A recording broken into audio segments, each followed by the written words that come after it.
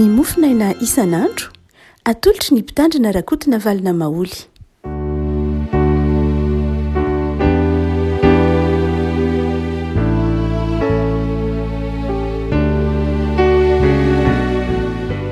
Mpifanina no eravanantsika hatratrito izy mafa efatry ny volana Jolay ity ny mofinaina izay voalahatra ho antsika dia ny taratasy eny soratany Paoly ho an'ny Tesalonianina voalohany toko faharoa, Tesalonianina voalohany toko faharoa andiny voalohany ka hatramin'ny faharoa ambin'ny folo. Tesalonianina voalohany toko faharoa andiny voalohany ka hatramin'ny faharoa ambin'ny folo vakitsika amin'ny anaran'i Jesosy. Fa ny tenanareo ry rahalahy dia mahalala fa tsy foana ny fidirana hitaty aminareo. Fa rehefa nampahoriana sy nisetrasetrana tany Filipi izay teo aloha, tahaka ny fantatrareo ihany dia sahy tao amin'Andriamanitra iray hiteny taminareo ny filazantsaraan'Andriamanitra na dia be aza ny fanoherana. Fa ny fananaranay dia tsy avy amin'ny fitaka na ny fahalitoana na ny soloky, fa tahaka ny nakasitrahan'Andriamanitra anay ka notolorana ny filazantsara ho adidinay izay dia araka izany koa no mitenenanay, tsy toy ny mila sitraka amin'olona fa amin'Andriamanitra izay mizaha toetra ny fonay, fa tsy nanao teny mandrobo akory izahay na oviana tahaka ny fantatrareo ihany, na ny atsara vela tsy hanafina ny fieremana Andriamanitra ny vavolombelona, ary tsy nitady voninahitra tamin'ny olona izahay na taminareo na tamin'ny sasany, na dia nanam-pahefana afaky tratra aza zahay arak'izay maha-apôstôlin'i Kristy anay, fa nalemy fanahy teo aminareo izahay tahaka ny reny nitaizany zanany naterany. Dia toy izany no nahazoto anay noho ny fitiavanay anareo indrindra, hanome anareo tsy ny filazantsaran'Andriamanitra ihany fa ny ainy koa aza satria efa mahalala anay ianareo. Fahatsiaronareo rahalahy ny fikelezana iaina sy ny fisasaranay, fa ny asa andro aman'alina mba tsy hahavaky tratrana dia olona iray akory taminareo aza no nitorianay ny filazantsaran'Andriamanitra taminareo. Ianareo ny vavolombelona ary Andriamanitra koa, fa masina sy marina ary tsy manatsiny tokoa ny fitondrantenanay teo masonareo izay mino. Toy ny fantatrareo fa tahaka ny ray tamin'ny zanaka no nampirosianay sy nampiononanay anareo isam-batana sy nananaranay mafy anareo mba andehananareo miendrika an'Andriamanitra izay miantso anareo ho amin'ny fanjakany sy ny voninahity. Ry Ray Masina, manamasinanay amin'ny fahamarinana ny teninao no fahamarinana. Amen. Tarasy 4 izay no ampitain'i Paoly amin'ny fiangonana tany Tesalonika, izay fiangonana izy no nanorina azy, tsy dia fiangonana hoe mahery-sitra na maditra tahaka ny fiangonana tany Korinto koa ny fiangonana tany Tesalonika hoe mikorotan-dava, misy olana ara-moraly na ara-etika tahaka ny tany Korinto, misy olana ara-poto-pampianarana na koa tahaka ny tany Galatia hoe misy olana momba ny fiandraisana amin'ny fiarahamonina, olana momba ny ara-potom-ponoana, tsy dia izay loatra ny tena betsaka tany Tesalonika. Fa ny olona Tesalonika dia tsy tiany Paoly hisalasala amin'ny fitiavan'Andriamanitra ny fiangonana tany Tesalonika. Tsy tiany Paoly hisalasala ny amin'ny fitiavan'Andriamanitra sy ny fiainana mandrakizay izay hivatan'ny mpino. Tiany Paoly hiorina bebe kokoa amin'ny filazantsara ny fiangonana tany Tesalonika, fa tsy amin'ny asa ihany. Amin'ny timofana izay eto am-piadanantsika ity dia manamafy tsara ny toe-panahy ny fiangonana eo am-pitoriana ny filazantsara ary no asehon'ny Paoly amin'ity Tesalonianina ity, manahoana ny toe-panahintsika fiangonana eo am-pitoriana ny filazantsara, ny toe-panahy ny mpino eo am-pitoriana ny filazantsara. Pilato raha vitsivitsy izay asehony araka izany. Voalohany dia asehony tsara mihitsy fa tsy tokony kivy ao anatin'ny sarotra ny fiangonana mitoro ny filazantsara. Ny filazantsara izay torian'ny fiangonana io ka nakiny ny tompo tamin'ny fiangonana, fahasoavana io Paoly. Ny filazantsara dia fahasoavana, tsy avy amin'olombelona akory ny fahasoavana, tsy aitraitran'olombelona, tsy safidin'olombelona koa raha ny mitoro ny filazantsara, fa Andriamanitra nanakin'izany Jesosy naneraka izany tamin'ny fiangonana. Ary dia ny filazantsara izay fantatsika fa averimberin'ny Paoly fa herin'Andriamanitra ny filazantsara. Rehefa miteny hoe herin'Andriamanitra eto dia tsy hoe herin'Andriamanitra amin'ny lafiny ara-panahy ihany, tsy atao hoe ihany akory ary zany, fa herin'Andriamanitra amin'ny lafiny ara-panahy mihitsy izay miteraka fiovana amin'ny saina, miteraka fiovana amin'ny fanao, miteraka fiovana amin'ny atao rehetra. Ny filazantsara io tsy hoe teny na boky na tantara nosoratana, fa ny filazantsara dia herin'Andriamanitra. Zany hoe ny fandraisan'ny olona ny filazantsara, na dia ny fitoriana ny filazantsara io ara mazava ho azy dia efa miteraka fiovana. Ndraindray mantsy mieritreritra hoe ka tsy raisin'ny olona nge le filazantsara, ka tsy nohon'ny olona nge le filazantsara, tsy any amin'ilay hoe raisin'ny olona aloha na torian'ny olona na inoan'ny olona aloha, tsy zay ny voalohany, tsy any ny filazantsara, ny fototry ny filazantsara voalohany indrindra. Raha izay dia manjary miankina amin'ny olombelona zany ilay filazantsara. Rehefa tsy raisin'ny olona ny filazantsara dia tsy mahomby izy zany, rehefa tsy nohon'ny olona ny filazantsara dia tsy mahomby izy zay, tsy zay. Fa ny filazantsara voalohany dia tena faneken'ny olona hitory azy. Zany hoe amin'ny fotoana haneken'ny fiangonana hitory ny filazantsara dia manomboka ny fiovana. Fa ndraindray ny olona mieritreritra mandrakariva na hoe ka tsy misy ny fiovana raha tsy raisin'ny olona ny filazantsara, tsy zay ny voalohany. Fa misy ny fiovana amin'ny fotoana haneken'ny fiangonana hitory ny filazantsara. Ary satria ny filazantsara tsy herin'olombelona fa herin'Andriamanitra. Rehefa manaiky hamafy ny zava-dehibe dia ny fanekena hamafy, fanekena hizara, fanekena hanompo miasa ny herin'Andriamanitra. Fa malaky mitsara mantsy isika olombelona indraindray. Tsy mahomby nge ny filazantsara satria tsy ny olona tsy mandray dia nareo nge tsy mandray, nareo nge mafy, nareo nge tsy mino, tsy zay aloha ny voalohany. Fa tena mitory tokoa ve ianao, tena mijoro tokoa ve ianao. Fa ny filazantsara tsy angano, fa ny filazantsara tenin'Andriamanitra. Ary tenen'ny Paoly herin'Andriamanitra. Noho izany amin'ny fotoana hitoriana ny filazantsara io, hanekena hizara ny filazantsara io, hizaran'i Jesosy nge zany, hizara fiainana nge zany dia efa manomboka ny fiovana. Zay mahatonga an'i Paoly amin'ny teny manao hoe tsy tokony ho kivy ao anatin'ny sarotra mpitory ny filazantsara. Izy manao hoe zay nge fa nosetrasetra ny tany Filipy, fantatsika ny nomboko amin'ny asan'ny apôstôly toko 2:10 tany Makedonia, ny zavatra nahazo an'i Paoly, ny afara tamin'ny fonja, tamin'ny figadrana nahazo an'i Paoly tany Filipy. Kanefa dia izao nahavotan'Andriamanitra izy tany Filipy. Nitory ny filazantsara tao amin'ny fonja i Paoly. Mbola niteny tamin'ilay olona namatotra azy, lay mpiandro fonja, niteny hoe minoana Jesoly tompo teo vonjay na ianao sy ny ankonanao. Hotsika manao hoe io ampitoriana ny filazantsara io dia izao ny zavatra tsapantsika dia izao Andriamanitra momba. Tsy atsika ny filazantsara. Ny filazantsara dia izao toriana, fahasoavana ny men'Andriamanitra. No zany zao tsy tokony ho kivy ao anatin'ny sarotra izy. Indraindray mantsy mora kivy ny fiangonana ao anatin'ny sarotra hoe to setrasetraina ohatry ny tany Filipy izahay, tohatran'ny mandalo sarotra izay tsy raisin'ny olona ny filazantsara. Dia hoy Paoly eto manazava manao hoe ny fiangonana dia izao say, andininy faharoa tapany farany, say ao amin'Andriamanitra hiteny ny filazantsara. Avako zava-dehibe ara ny afatra voalohany tenen'ny Paoly amin'ny Tesalonianina dia manana fahasahiana, manana fahasahiana.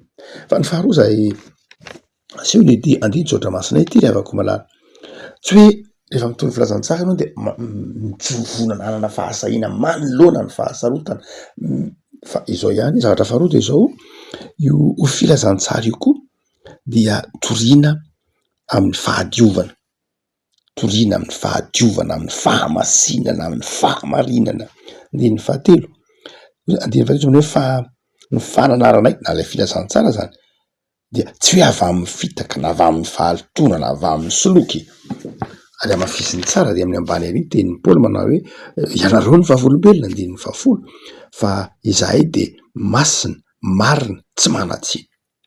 Ny fiangonana mitory ny filazantsara avako malala dia izao tsy fiangonana sanatria misy lokon'ny fiarahamonina na mamitaka na miaina amina fitapitaka na miaina amina fahalitoana fa ny fiangonana mitoro ny filazantsara de zao masina 120 io marina tsy manatsy amy lafiny moral eo anivon'ny mpino no zany de raha mitentsika hoe ny fiangonana sy ny fitohina filazantsara dia le filazantsara torin'ny fiangonana dia nanavao ilay fiangonana aloha nanavao ny fiainan'ny fiangonana zay vao nahatonga ilay fiangonana hizara ilay filazantsara tsy hoe lasa anjely akory ny fiangonana rehefa mitoro ny filazantsara mazava ho azy. Paoly tsy anjely fantatsika ny toetra ny Paoly, tsy misy olona samy teny hoe amboy ianao ratsy ny Paoly, tsy misy samy teny olona miteny atolotro ny satana ianao ratsy Paoly.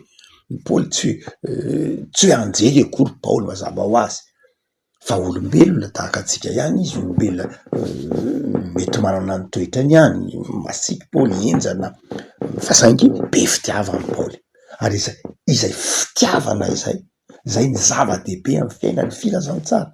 Tsy hoe lasa anjely ianao fa olombelona ihany ianao rehefa mitoro ny filazantsara ny fiangonana olombelona ihany, mety tezitra tahaka ny Paoly araka nyresantsika teo, mety tezitra, mety ho sorena koa aza hitatsika ny fahasorenan'ny Paoly ndraindray ary masika amin'ny vehivavy Paoly satria hitany hoe ny vehivavy tany Korinto dia mahery miteny ndraindray tsy milamina matetika amin'ny avrasa ataotsika hoe araky ny angano hoe angano veo anatin'ny boky apôkrify maro hoe Paoly de adalana tamin'ny Lioka mivady ka nivadin'ny Lioka, vadin'ny dokotera Lioka zany zay mpitsabo an'ny Paoly de mandrakariva tsy mahafehy vava petsapetsany etsero de nahatonga ny Paoly niteny mandrakariva anatin'ny fampiarana hoy io pilazan'ny mpivaofo manao hoe zay ny nahatonga ny Paoly somary niteny tamin'ny vehivavy manao hoe aleo nareo tsy de be teny loatra, nareo mangina rehefa amin'ny fiangonana sy ny sisa. Zany hoe tsy de tena hoe ny vehivavy rehetra loatra ny tenenan'ny Paoly zany fa noho ny fahatsapany fa ndraindray misakana ny fiarahamonina, misakana ny fitohina filazantsara ny fihetsikintsika na ny tenitsika. Hotsika manao hoe tsy Paoly tsy voatery hoe anjely akory, tsy tahaka ny fiangonana koa tsy anjely fa zao marina, masina, mendrika. Ina dikan'izany? Nandray ilay filazantsara. Ina dikan'izany? Nandray ny filazantsara ka mizara ilay filazantsara amin'ny fitiavana.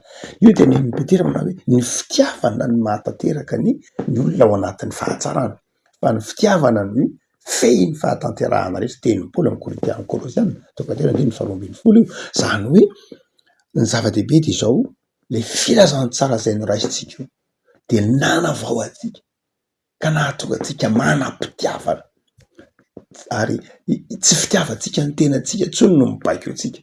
Ny fiangonana mitoro ny filazantsara, fiangonana no avaozany filazantsara ary fiangonana manjary manana fitiavana.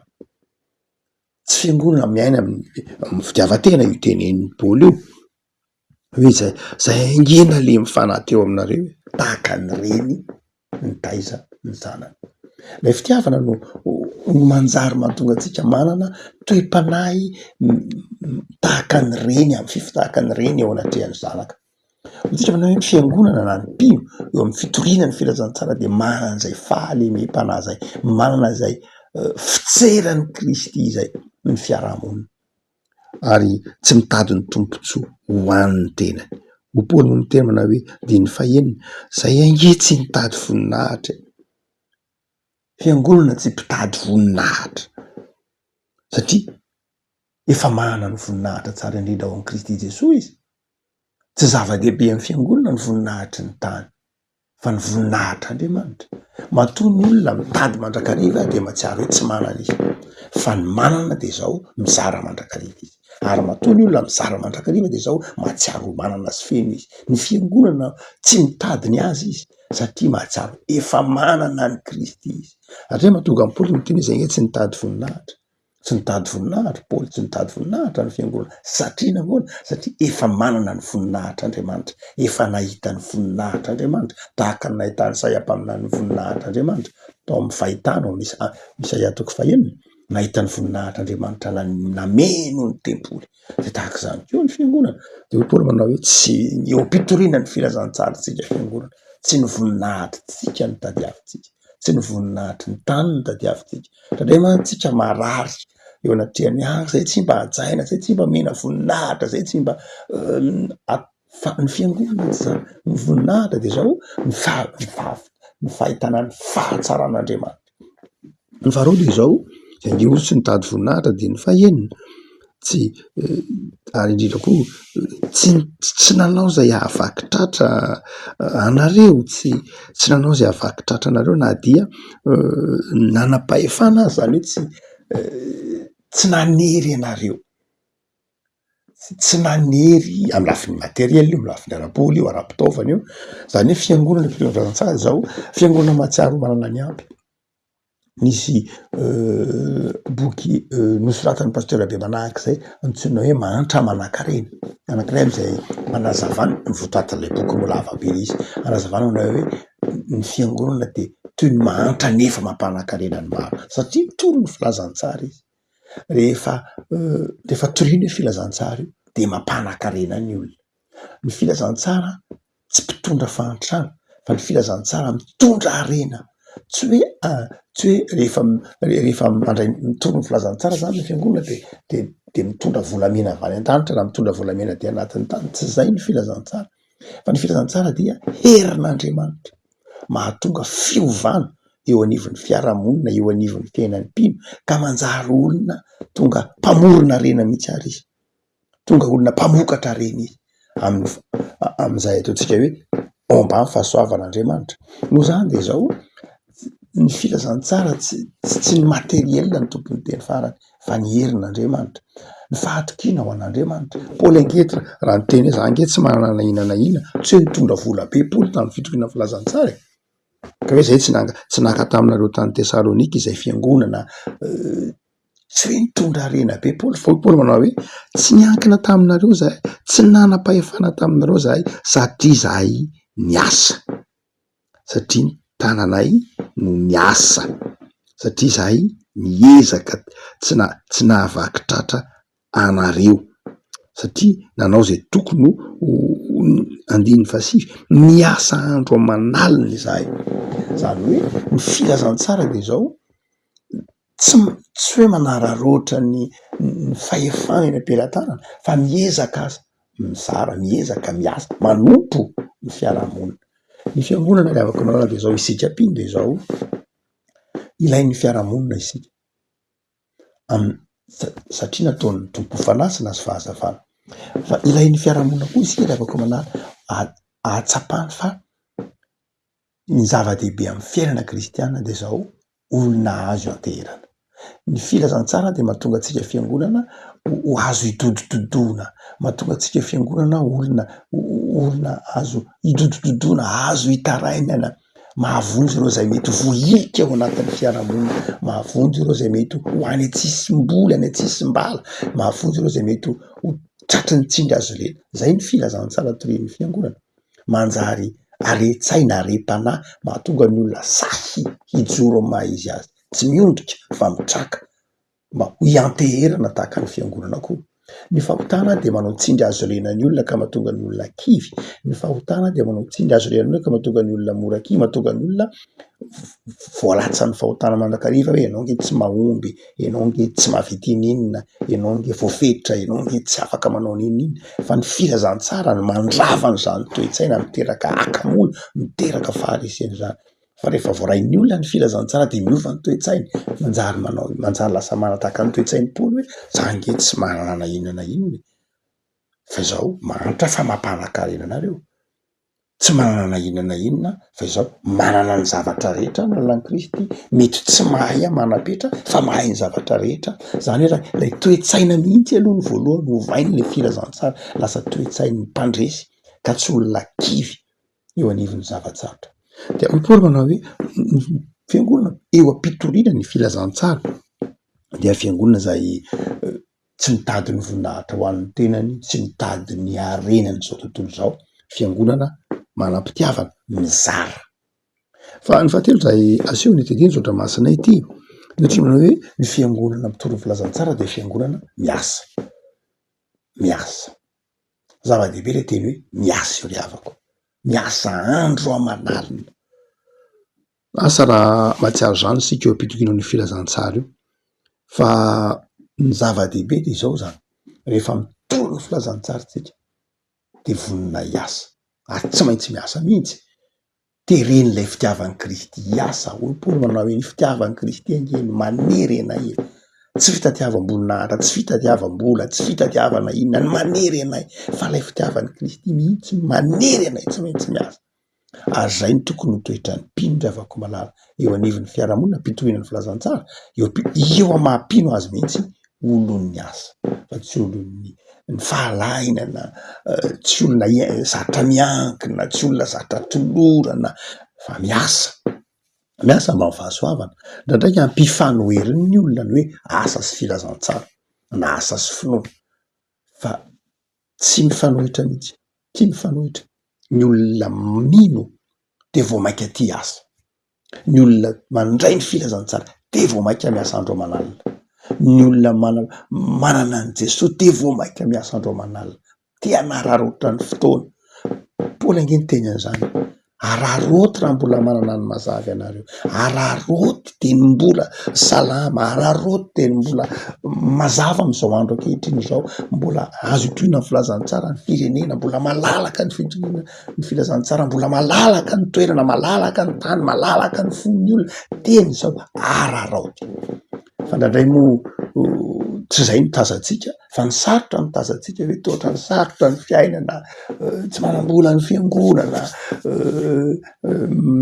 misy fanenjena toy ny olona maro na ao anivon'ny fiarahamonina ny filazantsara.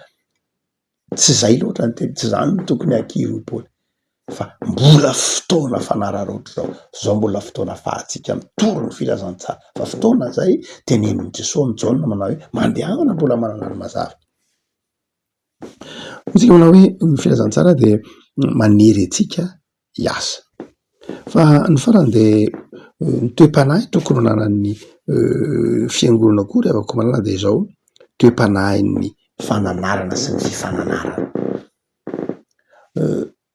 Ny mpitoro ny filazantsara de ekipa, tsy olona anankiray akory.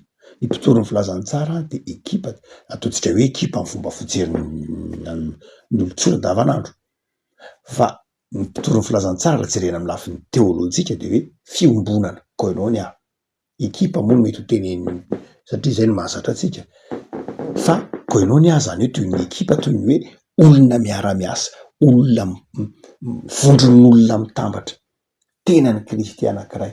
Ka tsy misy rehefa ekipa ny olona anankiray satria zay no atakaratsika azy tsika mety mijery football na volley na basket dia ny fahombiazan'ny anankiray de fahombiazan'ny rehetra ary tsy fahombiazan'ny anankiray de tsy fahombiazan'ny rehetra.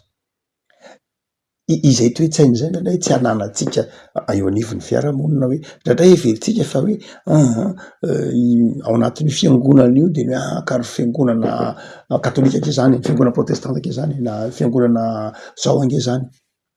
Tsia, tenan'ny Kristy ny fiangonana ny fizarazarana ny mahasamihafa antsika de zao itsika olombelona ihany nanao an'io fa tsy Jesosy mihitsy. Isika olombelona nanao an'io fa eo anatrehan'ny tompo ny fiangonana de tena anankiray ihany, vatana anankiray. Tena i Paoly manao hoe voazarazara angamba tenan'ny Kristy. Iray ihany ny tenan'ny Kristy eto amin'izao tontolo zao. Zay le finoantsika ao anatin'ny fanaikipony hoe mino ny fiangonana iray, mino ny fiangonana tokana masina eto amin'izao tontolo zao de tenan'ny Kristy. Noho zany ren'le fizarazarana ataontsika hoe amin'ny lafin'ny fiangonana hoe protestanta, anglikana sy ohatran'izany reny de zao tena tsy hoe zavatra natao hifampizarana hisamatsamahana fa toy ny fanomezam-pahasoavana fotsiny ihany, toy ny fahasamihafana ny fanomezam-pahasoavana fotsiny ihany fa iray ihany ny tenan'ny Kristy. Noho zany raha iray ihany ny tenan'ny Kristy de zao ny fahombiazan'ny tanana de fifaliana ho an'ny tongotra. Tsy hoe ny tanana zany manao hoe vao mafy ianao ry tongotra androany, tsy misy an'izany fa zao tena iray ihany. Zany dia na ao anatin'ny fiangonana anankiray ary dia tsy tokony misy kristianina mialangalana amin'ny andraikitra anankiray manao hoe ianao matoa ohatrao de ianao tsy navoa, matoa ianao de ianao tsy zay, satria ny fahombiazan'ny anankiray de fahombiazan'ny rehetra fa rehefa simba ny fiangonana dia manjary lasa manao toy ny tany Korinto io. Ny tany Korinto manao hoe tsy nety ny asanao, niany ety, tsy nety ny fanompoanao, niany ety. Zany hoe heverin'izy ireo fa ilay fanompoana dia zavatra tsaratsarahana, heverin'izy ireo fa afaka mandeha samy rery manatona an'Andriamanitra ny fiangonana, vitako ny hafa ny azy tsy vita, tsy zany iny amin'ny Jesosy. Marina fa mitondra ny tenantsika tsirairay eo anatrehan'ny tompo isika, fa izao koa tsy afa-miala mihitsy isika amin'ny mampino antsika ao anatin'ny fiangonana. Tsy maintsy hametrahan'ny tompo fanontaniana ny tsirairay ny amin'izay nataony tao anatin'ilay fiangonana ny joron'ny vavolombelona. Fa tsy hanko zany ny fiainako anke nety dia tsisy hidirako zany zay anao fa enao mpandrefana zan'ny tompo navita kominio ao anatin'ilay fiangonana dikan'izany manana adidy amin'ilay fitohina ny filazantsara eo anivon'ilay firenena ilay fiarahamonina manontolo isika. Zany hoe na iza malagasy kristiana dia tsy maintsy ho ametrahan'Andriamanitra fanontaniana ary mino zany ianao ny amin'ny hoe inona no nataonao amin'ny Madagasikara tamin'ny fitohina ny filazantsara. Fa tsy hoe nanao zay mety za nge tompo efa tsy nangalatra, za nge tompo tsy nitsangajanga, za nge tompo tsy namon'olona, za nge tompo tsy efa milamina kosa ve atompo ka tsy zay ihany, zava-dehibe aloha zay. Fa zao inona no nataonao aiza le filazantsara niraisinao? Ianao zany resy lahatra fa tsara ny tsy namon'olona, tsara ny tsy nitsangajanga, tsara ny tsy nangalatra, tsara fa mbo tonga naotranao koa ve ny hafa, mbo tonga tafitanao ve ilay izany filazantsara zany amin'ny hafa. Dia tsy maintsy hametrahan'ny tompo an'izany fanontaniana zany isika. Satria ny filazantsara tsy hoe manova antsika ihany, fa ny filazantsara zaraina mba hanova ny hafa koa. Noho izany dia izao tsy maintsy mahatsiaro hoe ekipa na fiombonana isika. Ka izao samy miezaka, dia miezaka ianao manampy ny hafa, manampy ny rahalahinao mba hahavitan'ilay fanompoana. Ampianao izy andeha mba hampiko ry olo ry mba hahavita ny asa fanompoana. Fa tsy vitako fa ny anareo sisa tsy ohatr'izay zany. Fa mifanampy zay mahatonga ny Paoly miteny mandrakariva hoe miombona, mifankatiava hoy zao. Raha vao tsy mifankatia isika dia tsy vitantsika samy rery ilay asa fanompoana. Riavako ny tompo any hampahery antsika amin'ny asa tsara rehetra. Rahaksika tompo zao ny amin'ny soratra masina izay nomenao anay manova ny fonay hitory ny filazantsara, manova ny sainay hitory ny filazantsara, hizara fifaliana, hizara ny fahatsaran'ny teninao. Dia omeo anay tompo ny toe-po vonin-kijoko ny kisedra, omeo anay ny toe-po hizara ny vaovao mahafaly, miandry anay ny fiarahamonina, miandry anay ireo zay voahelika ao anatin'ny fiarahamonina, miandry anay ny filazantsara izay nizarainay, nomenao anay fahasoavanao anay. Da io ty tontolo andro ty tompo, tontolo andro ahitana fifaliana sy fahombiazana. Mamelana eriko amin'izay mety ho fitavozavozanay ary amarino zay tompo fa momba anay mandrakariva ianao. Miherim-po sy herin-tsaina rerim-panahy zay amin'ity tontolo andro ty ahavita asa tsara. Ataovy manana ny fahalemem-panahinao amin'ny fifandraisana amin'ny mpiara-belona aminay. Omeo anay ny fanahy ny fandeferana, ny fanahy ny fahamasinana izay ampanantenainao ho an'ny mpanomponao. Mitoera aminay tompo tsara. Amin'ny anaran'i Jesosy. Amen.